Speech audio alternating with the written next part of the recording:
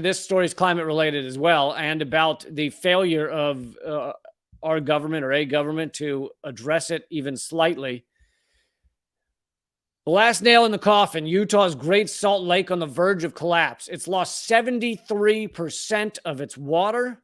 73% of its water, and it's unable to sustain some wildlife and could soon negatively affect human health.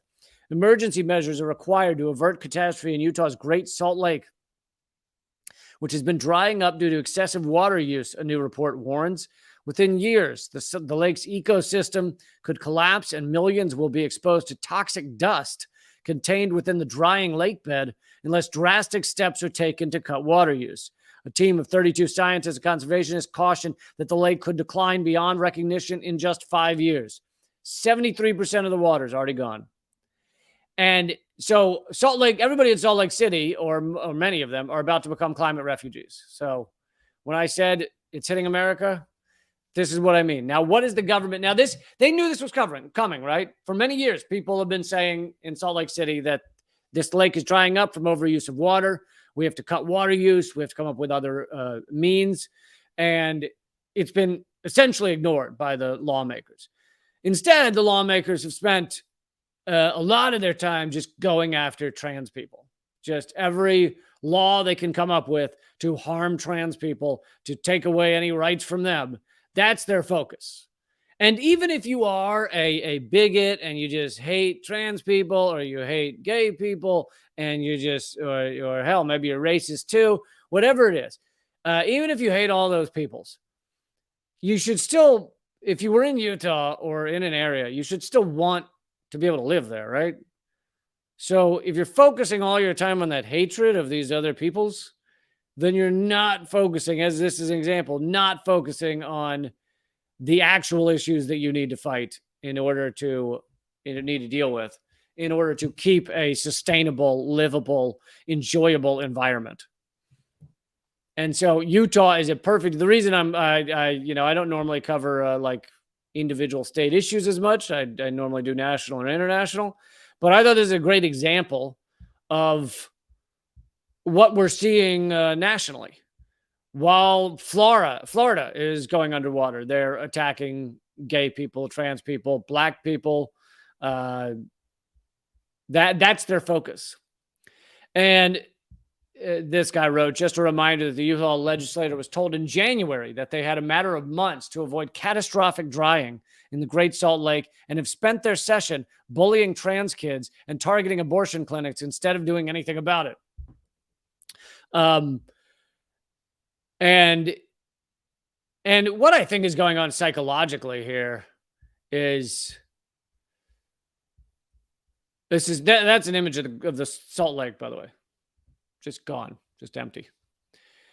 What I think psychologically is going on here is as the world collapses environmentally, as capitalism allows the extraction of every bit of water, trees, grass, wildlife. We've killed 50% of all wildlife in the past 40 years across the world. As it allows that, systems start breaking down and people get nervous and they get upset and they get scared. And they want to know what the answer is. And it's a lot easier for our system to tell them, well, the answer is trans people. They're the ones taking your jobs, taking your men, taking your women, taking your whatever. The answer is to go after them. That'll solve things. Or the problem is immigrants. They come here and they take the jobs that you never wanted anyway, and they don't speak the language, and so it's a misdirected anger at a legitimate fear.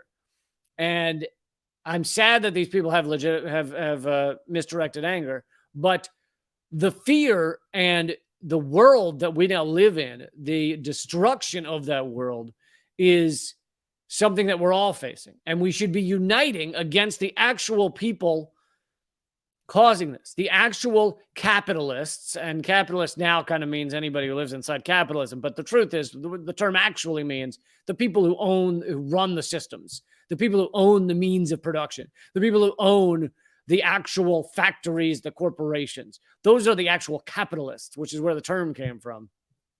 Those are the capitalists.